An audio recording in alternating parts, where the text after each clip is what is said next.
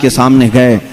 20 सवार उसके साथ थे, 20 सवार आपके साथ थे, दोनों को अलग किया, दोनों घोड़ों पर बैठ करके बातचीत करने लगे।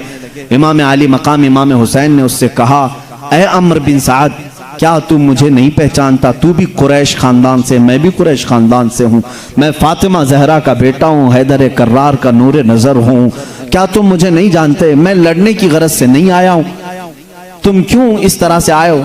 अम्र बिन साद ने कहा, फिर आप आए क्यों यहाँ तक? कहा, मुझे बुलाया गया, खत लिख करके बुलाया गया, लोगों ने इसरार किया, मैं आया हूँ। अम्र बिन साद ने कहा, आप क्या चाहते हैं? इमाम हुसैन ने कहा, मैं 3 तेरे लिए ऑप्शन देता हूँ, 3 हल है, इसमें से कोई एक बात, 3 बातें मैं देता हूँ, कोई एक इख्तियार कर ले। कहा, हाँ बोलिए। इमाम हुसैन ने कहा, सबसे पहली चीज ये है, मैं जहां से आया मुझे वापस जाने दो मदीने, मैं वापस चला जाऊं। और अगर ये नहीं चाहते तो दूसरा ऑप्शन ये है कि मुझे कूफा भी नहीं, मदीने भी नहीं, किसी समंदर के किनारे जाने दो, मैं अपनी पूरी जिंदगी वहां बिता लूंगा। तीसरा ऑप्शन ये है कि सीधे मुझे दिमश्क जाने दो, मैं यजीद से आमने सामने बात करूंगा, खिलाफत के मामलात को लेकर के मैं आमने सामने बात करूं।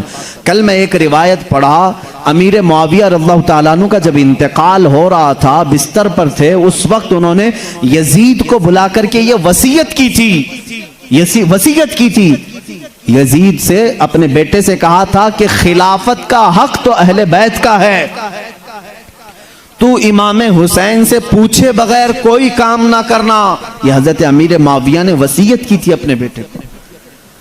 और इमाम हुसैन जानते थे कि अगर मैं सामने जाऊंगा तो मामलात बन सकते हैं, बातचीत के जरिए हल हो सकते हैं। उसने ये तीनों बातें सुनी और उसने कहा कि अच्छा है, जंग नहीं होगी। अम्र बिन साद जंग करने नहीं आया था, हुर बिन यजीद भी जंग करने नहीं आया था। एक कासिद गया उबैदुल्लाह बिन जियाद के पास, कूफा में जाकर के बताया कि देखें अल्लाह का खैर है, अल्लाह की तरफ से खैर हो गई, हुसैन जंग नहीं चाहते, उन्होंने 3 बातें रखी हैं। उबैदुल्लाह बिन जियाद सुना तीनों बातें।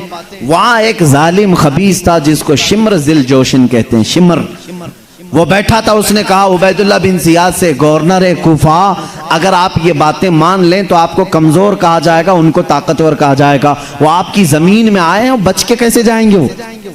वो आपकी जमीन तक आ गए हैं, आप उनको वैसे ही छोड़ देंगे कहीं जाने के लिए? ये फितना बहुत बड़ा हो जाएगा। उबैदुल्लाह बिन जियाद को ऐसे जालिम ने मशवरा दिया तो उसने कहा, शिम्र तेरी बात सही है, तुझे और बड़ा लश्कर देकर के मैं भेजता हूं। अम्र बिन साद से कह कि सुलह की बात हुसैन से ना करें, सीधे एक ही बात कहे कि यजीद की बैत कबूल कर ले, वरना उनका सर उड़ाया जाएगा। शिमर उसके बाद 10,000 का लश्कर लेकर के आया। कितना? 5,000 पहले से है, 10,000 का लश्कर लेकर के आया। और अम्र बिन साद और हुर बिन यजीद दोनों से कहा, गवर्नर कूफा का हुक्म है कि तुम सुलह की बातें क्या कर रहे हो हुसैन के साथ? तुम उनके साथ क्यों बातें कर रहे हो? सिर्फ एक ही बात रखो कि हमारे अमीर यजीद की बैत कबूल कर लें या तो फिर जंग के लिए तैयार हो जाएं। अम्र बिन साद ने कहा शिम्र से, तूने सारा मामला खराब कर दिया, मामला सब सही हो सकते थे। तो शिम्र ने कहा, ऐ अम्र बिन साद, अगर तू जंग में साथ नहीं आएगा तो तुझे वो ईरान की रे की हुकूमत नहीं मिलेगी। अम्र बिन साद को फिर से लालच आ गई। 8वीं मुहर्रम गुजरी, 9वीं मुहर्रम को कमक पहुंचती रही और फौज आती रही। कहां से आई? कूफा से। शाम के वक्त देखा गया 22,000 की फौज आ चुकी थी। इधर मौला हुसैन के खीमे में सिर्फ 82 लोग थे। कितने थे? 82 लोग सिर्फ। इमाम हुसैन के खीमों में सिर्फ 82 लोग हैं, और उसमें बीवियां भी हैं, औरतें भी हैं, बच्चे भी हैं, सब मिला के 82 हैं। और 82 लोगों से लड़ने के लिए कितने आए हैं? 22,000। ये कितने गुना बड़ा लश्कर है। इसीलिए पहले से जमाने का ये खौफ हमने देखा है। रसूल करीम सल्लल्लाहु अलैहि वसल्लम से जो निस्बत रखते हैं वो थोड़ी ही तादाद में क्यों ना हो, लाखों उनसे घबराते जरूर हैं। यजीद के खीमे में अगर घबराहट ना होती तो 22,000 का लश्कर थोड़ी ना भेजा जाता, 22,000 का लश्कर नहीं भेजा जाता। उनके अंदर का खौफ ही बता रहा है कि हाशमी जवानों के लिए 22,000 भी कम हो सकते हैं। उनके मुकाबले में इतनी बड़ी फौज आई। आज भी है मुसलमानों, घबराओ मत, कभी भी अपनी तादाद पर तवज्जो भी मत करना, तादाद पर कभी भरोसा नहीं करना। हमने देखा है हमारे असलाफ में, जब एक ऐसा भी बादशाह आया था जो आज के डिक्टेटर गधे से भी बड़ा खतरनाक था, वो अकबर बादशाह जो पूरे दीन को खत्म कर दिया था। उसने दीन इलाही का ऐलान कर दिया था, दीन इलाही का ऐलान कर दिया। और वो उस वक्त डेमोक्रेसी नहीं थी, वो इलेक्शन से नहीं आया था, बादशाह था, उसने सारा दीन इस्लाम चेंज कर दिया था। उस बादशाह के खिलाफ आवाज उठाने के लिए मुसलमानों की एक बड़ी फौज नहीं, सिर्फ एक आलिम रब्बानी मुजद्दिद अल्फसानी खड़े हुए थे। मुजद्दिद अल्फसानी ने आवाज लगाई, आवाज में अल्लाह ने वो तासीर अता की थी जिस तरफ आप लोगों को बुलाते जौक लोग तौबा करते थे। अकबर बादशाह ने बादशाही ऐलान करके मस्जिदों के मिंबर पर मूर्तियां रख दी थी, अजानों की जगह सीप बजाना पाबंदी लगा दिया था। मगर मुजद्दिद अल्फसानी ने आवाज लगाई, हिंदुस्तान की सरजमीन में बादशाह अकबर का दीन नहीं चलेगा, मुहम्मदुर रसूलुल्लाह का दीन ही कायम रहेगा। उनकी इस आवाज पर बादशाह ने कैद किया, इमाम रब्बानी को कैद किया, जेल में डाला। जानते हैं 700 लोगों को जेल में डाला गया, 700 लोगों को जेल में डाला गया, तकरीबन 10 साल तक जेल में रखा गया। अकबर मर गया, खत्म हो गया। बाद में उसका बेटा बैठा, जेल की खबर लेकर के एक जल्लाद आता है, कहता है जेल पता नहीं एक अलग सा मामला हो गया है। पूछा क्या हुआ है? कहा एक कैदी को 10 साल पहले तुम्हारे बाप ने कैद किया था, उसने पूरे 700 कैदियों को आलिम दीन बनाया है, जेल में बैठा है, हदीस का आलिम बनाया है, तफसीर का आलिम बनाया है। जेल के वो कैदी जो मुख्तलिफ जराइम में आए थे, आज उनकी जुबानों से तफसीर कुरान है, हदीस रसूल है। आलिम रब्बानी एक भी हो तो तहलका मचाने के लिए काफी होता है, बस काफी है, तादाद की जरूरत नहीं है। मेरे अजीजों, एक बात याद रखें, हम थोड़े भी हों तो अल्लाह हमारा रौब दुश्मनों के दिल पर पहले से डाल रखा होता है। तुम ना घबराओ, अल्लाह तुम्हारे साथ है, अल्लाह हमारे साथ है। हम क्वांटिटी को नहीं देखते, हम क्वालिटी को देखते हैं। ईमान है तो बस काफी है, फिर तुम्हारे पास तलवार हो, हथियार हो, ना हो, कुछ फर्क नहीं पड़ता। इसलिए कि हिंदुस्तान भी जो मर्द कलंदर आया था, सुल्तानुल हिंद गरीब नवाज कोई तलवार लेकर नहीं आया था। चंद सालों की मेहनत शाक़ा थी कि हिंदुस्तान के कोने कोने में इस्लाम की दिया रोशन करके चला गया। हाँ, आज रोक सकते हैं तो रोकेंगे, जेल में डाल सकते हैं तो डालेंगे, लेकिन हमारी तारीख बताती है अल्लाह हमारा हामी व नासिर व मददगार है। हमारे बुजुर्गों के बाज वो हैं जिनके जनाजे भी जेल से निकले, इस्लाम खत्म नहीं हुआ। इमाम मूसा काजिम को, जो अहले बैत में से हैं, बगदाद के खलीफा ने मुकम्मल 7 साल तक हर साल कोड़े मारे, कैद किया, लेकिन क्या अहले बैत खत्म हुए? क्या इस्लाम खत्म हुआ?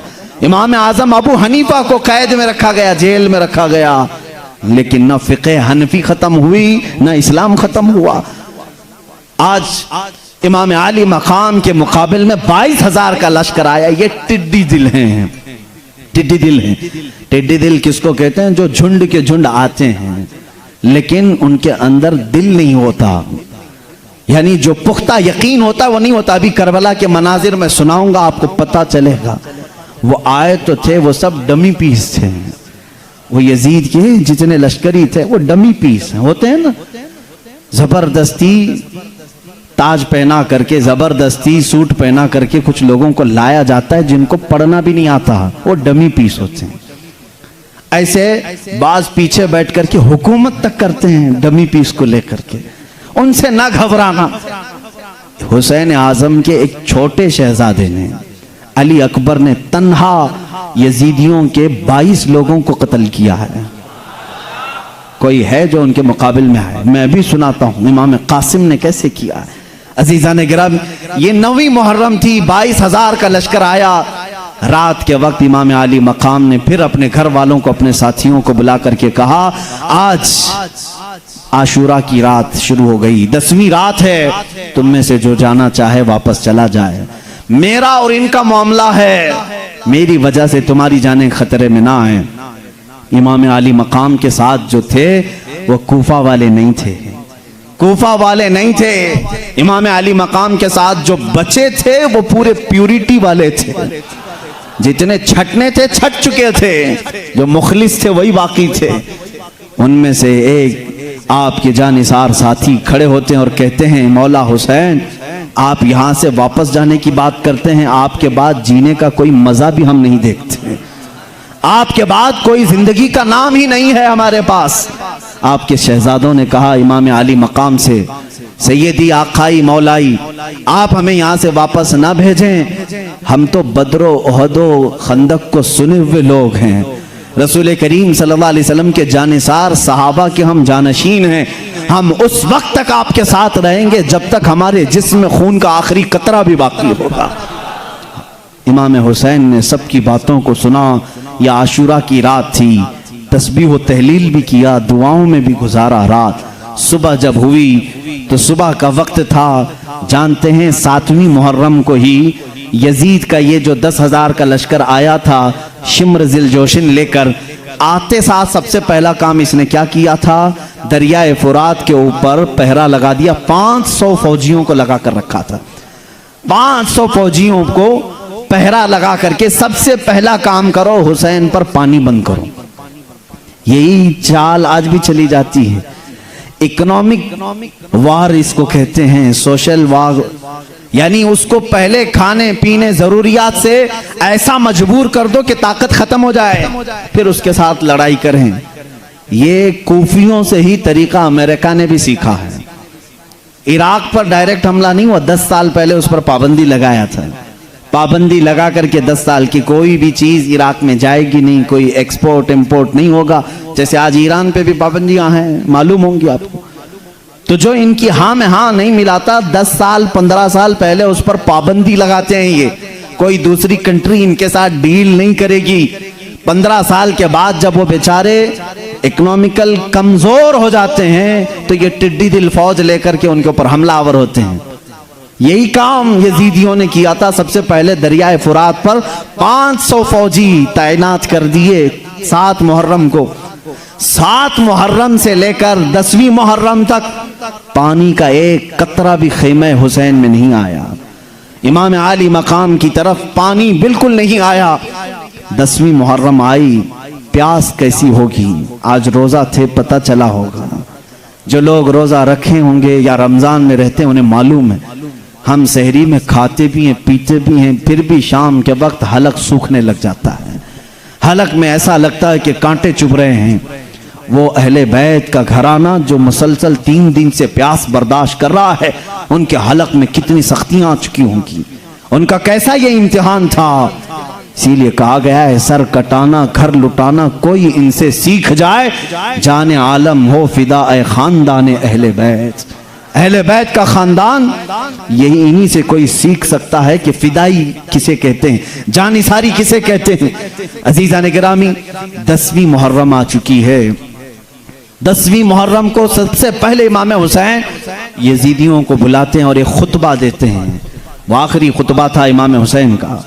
आपने अल्लाह की हम्द बयान की, रसूल करीम सल्लल्लाहु अलैहि वसल्लम की तारीफ। उसके बाद कहा, ए आने वालों तुम सब कलमा तैयबा पढ़ते हो, रसूल करीम सल्लल्लाहु अलैहि वसल्लम की रिसालत का इकरार करते हो, और तुम सबको ये मालूम है मैं उसी रसूल की बेटी का बेटा हूँ, मैं सहाबी रसूल हैदर कर्रार का बेटा हूँ। तुम सबको मालूम है जाफर तैयार मेरे चचा हैं, अमीर हमजा मेरे बाप के चचा हैं। तुम सब मेरी निस्बतों को जानते हो, तुम मेरे खून के प्यासे क्यों हो। अभी अगर तुम चाहो तो अपना रास्ता तब्दील कर लो, क़यामत के दिन मैं अपने नाना की बारगाह में तुम्हारी सिफारिश जरूर करूंगा। इस तकरीर का उन पर कुछ भी असर नहीं हुआ, कुछ भी असर नहीं हुआ। हुर बिन यजीद 1000 का लश्कर लेकर पहले से आया हुआ है। उसके बाद अम्र बिन साद 4000 का लश्कर लेकर आया। फिर शिम्र ने 10,000 का लश्कर उसमें मिलाया और मजीद लश्कर होते हुए 22,000 का लश्कर हुआ। इस खुतबे को सुनी अनसुनी कर दिया गया। इमाम हुसैन रदी अल्लाह तआला अन्हु की तरफ सबसे पहले अम्र बिन साद ने तीर चलाया। कहा जंग का बिगल बज गया। तो सबसे पहले हुर बिन यजीद सुबह के वक्त अम्र बिन साद के पास आया और कहा, अरे कमबख्त, क्या तू जंग करना चाहता है? नवासा रसूल है वो फातिमा जहरा का बेटा है। अम्र बिन साद से कहा, क्या हकीकत में तू जंग करना चाहता है? अम्र बिन साद ने कहा, क्या करूं, ये मेरी मजबूरी, अगर ना मैं करूं तो मेरे हाथ से ईरान की हुकूमत चली जाएगी, मेरे हाथ से ईरान की हुकूमत चली जाएगी।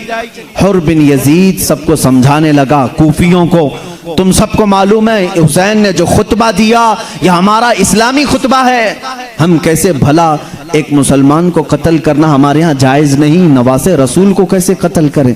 हुर बिन यजीद की ये बातें सुन करके कूफियों ने कहा, क्या है हुर, तू यजीद की तरफ से आया है, उबैदुल्लाह बिन जियाद की तरफ से आया है, ये कैसी बातें कर रहा है। हुर बिन यजीद ने कहा, अगर तुम हकीकत में जंग ही करना चाहते हो, तुम्हारी नसीब में, अगर तुम्हारे हिर्स में ईरान की हुकूमत ही है तो तुम्हें मुबारक हो ये जंग, तुम्हें मुबारक हो ये ईरान की हुकूमत, मैं जाता हूँ नवासे रसूल के पास। हुर बिन यजीद अपने घोड़े को वहां से पलटा दिया और सीधे खीमे हुसैन में आया, घोड़े पर ही बैठा है और वहीं से कहता है, मौला हुसैन मुझे माफ कर दें, मैंने ही सबसे पहले आपका रास्ता रोका, लेकिन दिल में मेरे कभी ये ख्याल भी नहीं था कि मैं आपके साथ कत्ल और क़िताल का मामला करूंगा, आपके खून से अपने हाथों को रंगूंगा, कभी मैंने सोचा भी नहीं।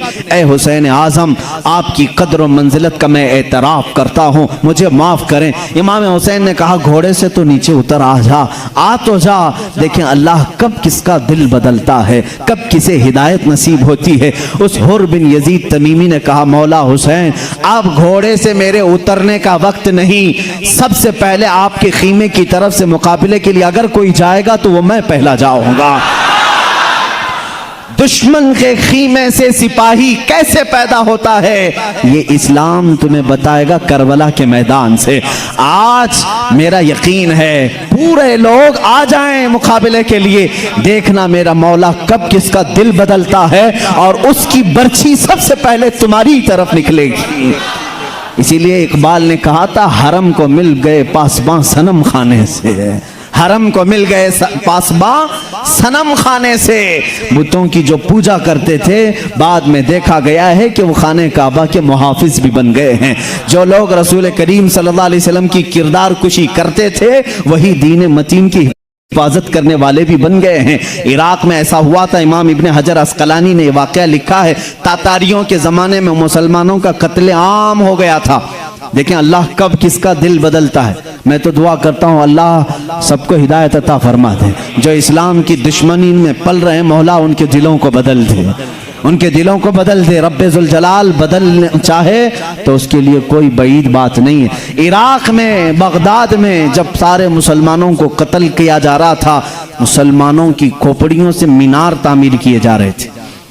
उस वक्त जो बादशाह था चंद उलमा को कैद करके पीछे हाथ बांध करके महल में लाया और एक ईसाई बादशाह को लेकर आया, कहा इनके नबी की शान में तो बुरे बुरे जो बातें हो सकती हैं सबके हैं, इनको बता, ये बहुत मोहब्बत रसूल, बहुत मोहब्बत रसूल करते हैं, इनको सुना इनका नबी क्या था। मुआज़ल्लाह एक ईसाई पादरी को लाया गया, जर खरीद था, पैसे दे करके लाया गया, उलमा के हाथ बांधे गए हैं, महल में लिटाए गए हैं, बादशाह कुर्सी पर है।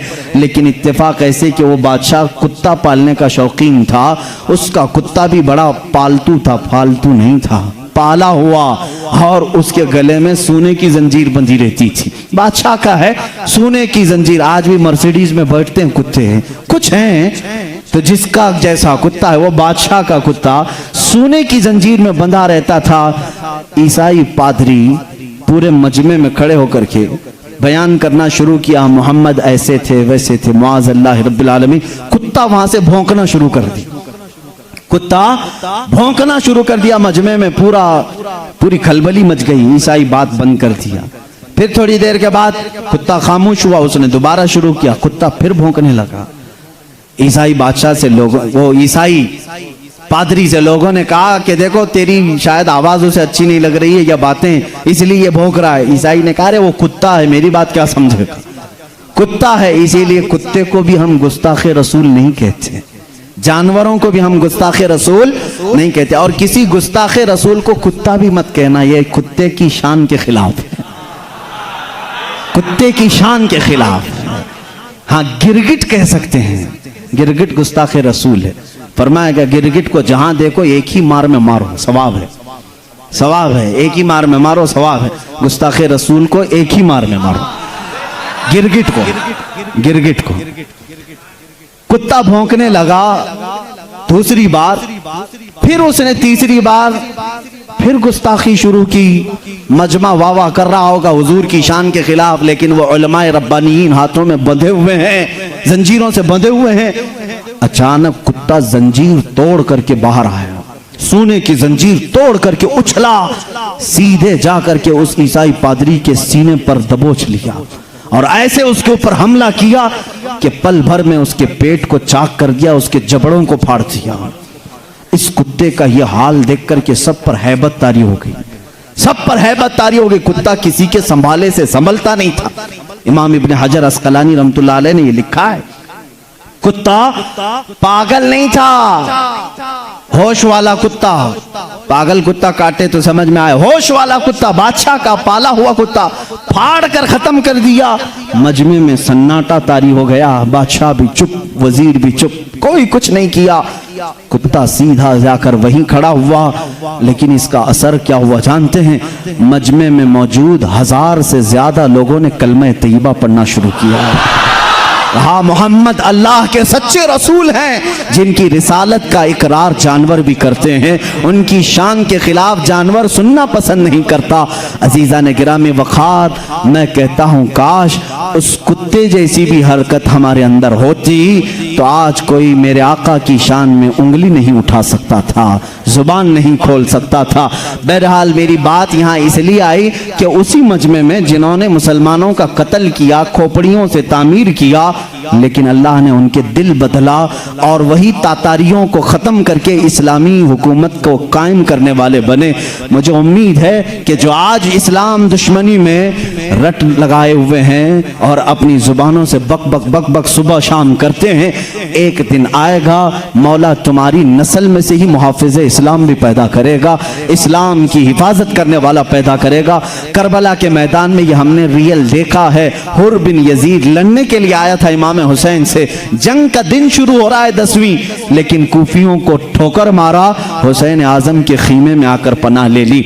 इमाम आली मकाम ने कहा घोड़े से तो उतरो, कहा अब उतरने का वक्त नहीं, सबसे पहला मैं आपकी तरफ से जाऊंगा, और उन्होंने किया भी। इमाम आली मकाम की तरफ से सबसे पहले जाने वाले हुर बिन यजीद थे। हुर बिन यजीद तमीमी रदियल्लाहु तआला अन्हु अर्दाहु अन्ना, अगर वो कूफियों के साथ होते तो कसम खुदा की कभी हमारी जुबान से रदियल्लाहु अन्हु नहीं निकलता। एक रात पहले तक कूफियों के साथ है। सुबह आए इमाम हुसैन की बारगाह में, जोहर से पहले उनकी शहादत हो गई, लेकिन कयामत तक के लिए रदियल्लाहु अन्हु बन गए हैं।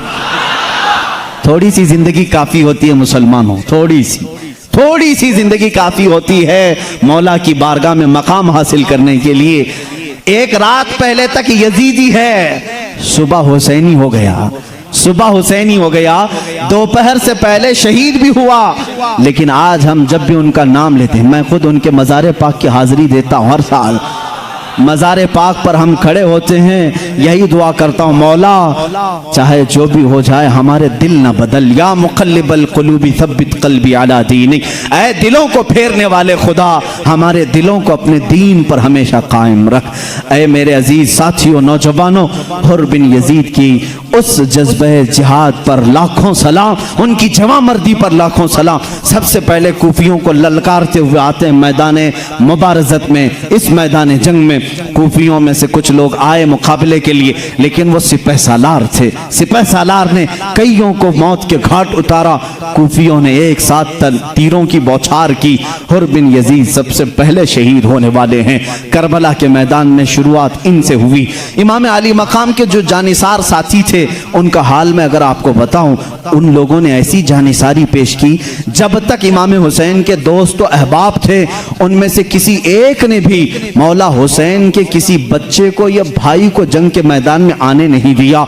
जब तक दोस्त और अहबाब थे, सबों ने कहा था कि हुसैन आजम के घर का कोई बच्चा पहले नहीं आएगा जब तक हम जिंदा हैं। उसमें हजरत ज़ुहैर बिन क़य्यिन हैं, हजरत कैस हैं, हजरत अब्दुल्ला बिन वहब हैं, हजरत हबीब इब्न मुज़ाहिर ताहिर हैं, हजरत मुस्लिम बिन औसजा असदी हैं। ये सब वो साथी हैं मेरे आका हुसैन आजम के जो सबसे पहले खुद अपनी जान का तोहफा लेकर के आए। हर कोई आता था। एक है अब्दुल्ला बिन वहब। अब्दुल्ला बिन वहब, ये भी देखें दिल कैसे बदलते हैं। मौला हुसैन का काफिला जब कूफा की तरफ जा रहा था, वो हज करके जा रहे थे। अब्दुल्ला बिन वहब शुरू में उनके पास कोई ऐसी ज्यादा जज्बाती बातें नहीं थी अहले बैत को लेकर के। वो हज करके वापस जा रहे थे उनकी बीवी के साथ। शाम का वक्त था। इमाम हुसैन ने देखा एक खीमा है, कोई मुसाफिर जा रहे हैं। उस खीमे के पास खड़े होकर के मौला हुसैन ने कहा, रोशनी है, कुछ उजाला है तो हमें भी दे दो, चिराग के लिए रोशनी। उन्होंने दिया और इमाम हुसैन से पूछा कि कहाँ जा रहे हैं आप? कहा मैं कूफा की तरफ निकला था मगर लोगों ने मुझे रोक लिया और मेरे साथ बुरा मामला कर रहे हैं। जबकि हुर बिन यजीद भी आया था। अब्दुल्ला बिन वहब से कहा, अगर तुम मेरे साथ आना चाहते हो तो आओ। अब्दुल्ला बिन वहब ने कहा, अरे नहीं, मैं कहाँ तुम्हारे साथ आऊं, इस लफड़े में मैं नहीं पढ़ूंगा। अंदर आए घर में, उनकी औरत थी खीमे में। अल्लाह औरतें दे तो ऐसी औरतें थी।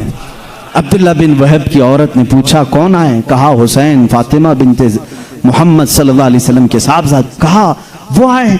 क्या कहा उन्होंने? कहा वो कूफा जा रहे थे, लोगों ने उनका रास्ता रोक लिया है, उनके साथ जंग करना चाहते हैं। आपसे क्या कहा? कहा वो मुझे बुला रहे थे। आपने क्या कहा? मैंने कहा इस सारे लफड़े में मैं कहाँ जाऊंगा, इस चक्कर में मैं कहाँ पड़ूंगा। उनकी बीवी ने कहा अब्दुल्ला बिन वहब से, ए अब्दुल्ला, आज चाहे तो तू जन्नत खरीद सकता था। कितना बुरा सौदा करके आ रहा है। आज चाहता तो जन्नत खरीद सकता था। क्यों? हदीस नहीं सुना? अल हसन वल हुसैन सय्यदा शबाबी अहलिल जन्ना। अल्लाह के नबी सल्लल्लाहु अलैहि वसल्लम ने फरमाया, हसन और हुसैन जन्नती जवानों के सरदार हैं। जन्नत का सरदार तुझे बुला रहा है और तू जहन्नम की तरफ जाने की बात कर रहा है। बीवी ने कहा, जन्नत का सरदार बुला रहा है तो जहन्नम की तरफ क्यों जा रहा है? बीवी की बात असर कर गई। बीवी की बात असर कर गई। कहा तेरा शुक्र है तू सही वक्त पर मुझे मशवरा देती है। और मौला हुसैन के काफिले में शामिल हो गए। उनकी औरत भी आई। ये करबला के मैदान तक साथ रहे। हुर बिन यजीद की जैसी ही शहादत हुई, दूसरे नंबर पर घोड़े पर सवार होने वाले अब्दुल्ला बिन वहब हैं। सबसे पहले आते हैं मौला हुसैन की बारगाह में। बड़ा जोश था, बहुत ज्यादा जज्बात थे। इमाम हुसैन ने कहा, पहले तो तुम आना नहीं चाहते थे और आज सबसे पहले मेरे लिए लड़ना चाहते हो। अब्दुल्ला बिन वहब ने कहा, मौला हुसैन, किस्मत जाग गई। मेरी बीवी ने नेक मशवरा दिया। जिस रात से मैं आपके काफिले में शरीक हुआ हूँ, पता नहीं जिंदगी में कभी मैंने रात में ऐसे ख्वाब नहीं देखे थे जो हर रात में देखता हूँ। क्या देखता है? कहते हैं अब्दुल्ला बिन वहब, रोज आंख लगती है, फजर होने तक मैं जन्नत के बागीचों में ही टहल रहा होता हूँ। ये बरकत है आपकी। मैंने देखा आज खीमा हुसैन में आए तो मौला रात को ख्वाबों में जन्नत में टहलाए। जो आपके ऊपर जान निछावर कर दे, फिर वो कयामत के दिन कौन से बागीचों में हमें पहुंचाएगा। इसलिए मौला हुसैन, मेरा ये जज्बा बढ़ गया है, मेरे ये जज्बात बढ़ गए हैं, मुझे इजाजत दे दें। जैसे ही वो निकले, हजरत अब्दुल्ला बिन वहब पुकारते हुए, कूफियों को पुकारते हुए आए, ऐ कूफा वालों, तुम मुझे पहचानते हो? अपना नसब पूरा गिनाया। कूफा वालों ने कहा, हम तुझे नहीं पहचानते, हम तुझे नहीं जानते। अब्दुल्ला बिन वहब ने कहा, जो जो नहीं जानता वो सब सामने आ जाए, जो जो मुझे नहीं पहचानता वो सब मुझे मेरे सामने आ जाए। कल तक हो सकता है मैं इतनों के साथ लड़ने की हिम्मत नहीं कर सकता, आज मेरी निस्बत फातिमा के लाल से हो चुकी है। तुम्हारे से बड़ा लश्कर भी आए तो मैं उसे दावत मुबारजत दे सकता हूँ। ऐ गयूर नौजवानों, हमेशा ये हुसैनी किरदार है। क्वांटिटी को से देख करके कभी खौफ नहीं खाना, डरना नहीं। अब्दुल्ला बिन वहब घिर गए उनके मजमे में। और देखो तो सही, कूफी जब हमला आवर होते थे तो टिड्डी दिल, एक के बाद दूसरा, दूसरे के बाद तीसरा। जंग का उसूल ये होता था, एक पहलवान आए तो इधर से भी एक पहलवान आए, उधर दो आए तो इधर से भी दो आए। लेकिन बाद में ये उसूल तोड़ देते थे ये बुज़दिल्लो। जब एक से इनका काम नहीं चलता तो 10, 20, 30, 40 भेज देते थे। हजरत अब्दुल्ला बिन वहब के ऊपर इसी तरह 40 से ज्यादा लोग हमला आवर हुए, लेकिन मजाल है उनको कोई हिला सके। क्या हुआ जानते हैं? जो खीमे लगे होते थे लकड़ियों से, खीमे लगे होते थे। अब्दुल्ला बिन वहब देख रहे हैं उनकी बीवी खीमे की लकड़ियां उठा करके मैदान में आ चुकी हैं, खीमे के चौब लेकर के आई हैं। अब्दुल्ला बिन वहब घोड़े पर हैं, वो सिर्फ खीमे की लकड़ियां अपने हाथ में लेकर कूफियों के पेट में मारती जा रही हैं। लोगों ने कभी किसी औरत को जिहाद करते नहीं देखा था, मगर खीमे हुसैन की तरफ से आई थी। अब्दुल्ला बिन वहब ने घोड़े पर बैठ करके कहा, खातून तुझ पर जिहाद नहीं, तुझ पर जंग नहीं, जा तू अपने खीमे में। उसने कहा, अच्छा मशवरा मैंने दिया था, मशवरा मैंने दिया था, शहादत तुम पाओ और मुझे महरूम करो। अगर तुम शहादत का मर्तबा पाते हो, साथ में मैं भी उसी मर्तबे तक पहुंचना चाहूंगी। वो खातून टस से मस नहीं होती।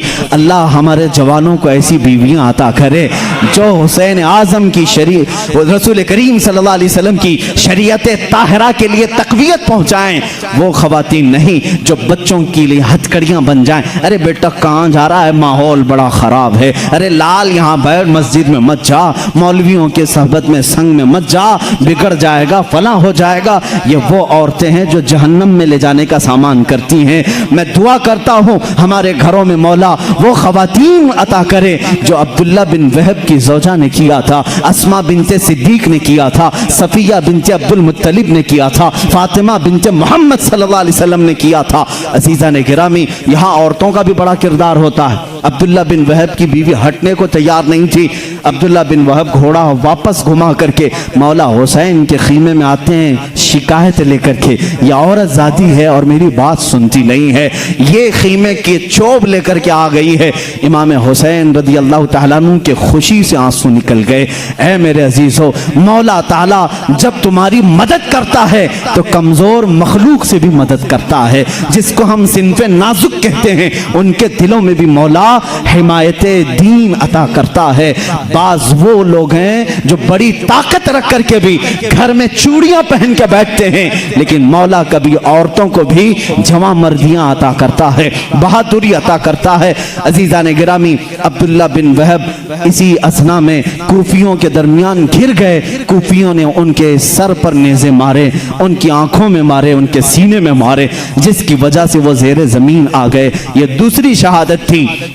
करबला के मैदान में सुबह से ये शहादतों का सिलसिला शुरू हो चुका था। उसके बाद हबीब इब्ने मुज़ाहिर आए, मुस्लिम बिन औसजा असदी आए, ये हज़रत कैस आए। ये सब वो लोग हैं जो मौला हुसैन के ऊपर अपनी जान लुटाने वाले थे, अपनी जान फिदा करने वाले लोगों में से थे। यहाँ तक कि दोपहर का वक्त करीब आया, दोपहर का वक्त करीब आया, सारे जानिसार साथियों ने अपनी जानें कुर्बान की। तकरीबन 50 के करीब लोग शहीद हो चुके थे। ये इतने असना में जाते थे, शहीद होते रहे। मौला हुसैन सबके मनाजिर को देखते रहे। इसी असना में सबसे पहले ख़ानदान में से जो आते हैं वो इमाम कासिम बिन हसन हैं, जिनकी उम्र 21 साल की थी। उनकी मंगनी हुई थी इमाम हुसैन की बेटी हज़रत सकीना से, उनकी मंगनी हो चुकी थी। इमाम हुसैन की बारगाह में आते हैं, वो इमाम हुसैन के सगे भतीजे, इमाम हसन के बेटे, बड़े बेटे, इमाम हसन के बेटे हैं। आते हैं, कहते हैं चचा जान मुझे इजाजत है, आपके जानिसार साथियों ने अपनी जान फिदा कर दी, अब घर वालों की बारी है। इमाम हुसैन उनको देख करके अश्कबार हो गए। कहा, बेटा कासिम, मेरे मरहूम भाई की तुम आखिरी निशानी हो।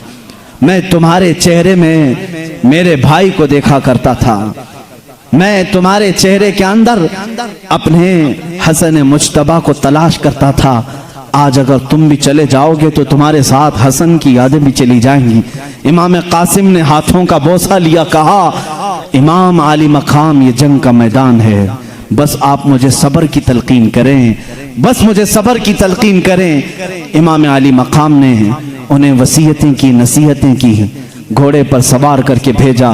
ये कासमी, ये हाशमी जवान फातिमा जहरा का पोता सबसे पहले मैदान करबला में उतरा है। जैसे ही ये सामने आए, इन्होंने कूफियों से पुकारा, मेरे मुकाबिल में किसको भेजते हो? उस वक्त एक अजरक नाम का पहलवान था, कूफा का बड़ा पहलवान। उसके 4 बेटे बड़े मस्तंडे थे, हाथी की तरह। उसने कहा, मेरे 4 बेटों में से किसी एक के साथ तो मुकाबला कर ले, बाकी फिर देखा जाएगा। अजरक नाम के इस बहादुर नामी पहलवान के बेटे एक आया इमाम कासिम के सामने, लेकिन यह हाशमी जवान है, हाशमी जवान है। यहाँ तलवार चलाना और तीर चलाना सिखाया नहीं गया है, बल्कि ये मुस्तफ़ा करीम सल्लल्लाहु अलैहि वसल्लम का घराना है, जहाँ जिब्राइल अमीन उन्हें सिखा चुके हैं। मैंने कल नहीं बताया, हसन और हुसैन कुश्ती भी लड़ रहे हो तो एक तरफ सैयदुल मलाइका है, दूसरी तरफ सैयदुल अंबिया। जिन घरों में कुश्ती के उस्ताद सैयदुल अंबिया हों और सैयदुल मलाइका हों, भला उनको मुबारजत और जंग की तालीम कोई दूसरा दे सकता है? इमाम कासिम के सामने आया, एक हाथी का सूंड गिर गया, अजरक का बेटा पहला ही फना फिन्नार हुआ। दूसरा आया, थोड़ी देर टिक नहीं पाया, कत्ल हो गया। तीसरा आया, चौथा आया, चारों छाने चित कर दिया।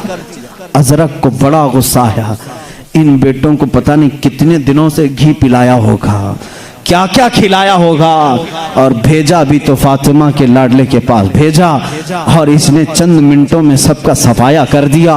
वो गुर्राता हुआ आया, कहा कुफियो अब मेरे ऊपर बदला लेना वाजिब हो गया है, इंतकाम लेना वाजिब हो गया है, मैं जाता हूँ।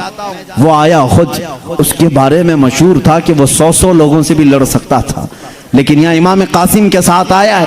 इमाम कासिम जंग के बड़े माहिर थे, 21 साल की उम्र थी, महारत बहुत थी, पलट पलट करके हमला करना जो हैदर कर्रार की सिफत उनके अंदर थी।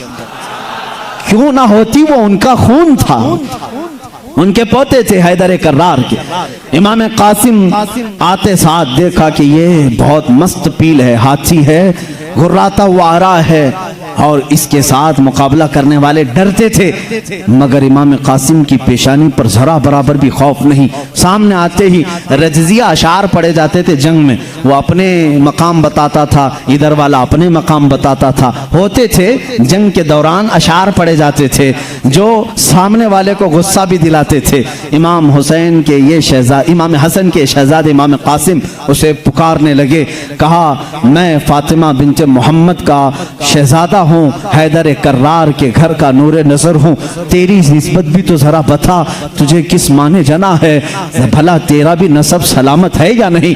उसे बड़ा गुस्सा आया, तिलमिलाया, मेरे नसब पर इसने बात की, अरब के लिए बहुत बड़ी गाली थी। उसने सामने आकर के कहा, ऐ लड़के मेरी उम्र देख, और तेरी उम्र के तो कई बच्चे मैंने पैदा किए हैं, फला फला उसने अशार कहे। इमाम कासिम ने उसके साथ लड़ाई नहीं की। अल हर्ब खुदातुन, एक उसूल है जंग का एक उसूल है। उसको सामने आकर के कहा, मैंने तेरी बड़ी तारीफ सुनी, बहुत तेरे चर्चे सुने, अजरक पहलवान के बहुत चर्चे सुने हैं। वो खुश हुआ कि कूफा वाले तेरे पहलवानी के जौहर सुनाते हैं, तू जंग का बड़ा माहिर आदमी है, लेकिन तू फैलानत है तुझ पर, तुझे घोड़े की नकील तक बांधना नहीं आता, तुझे घोड़े की नकील बांधना नहीं आता।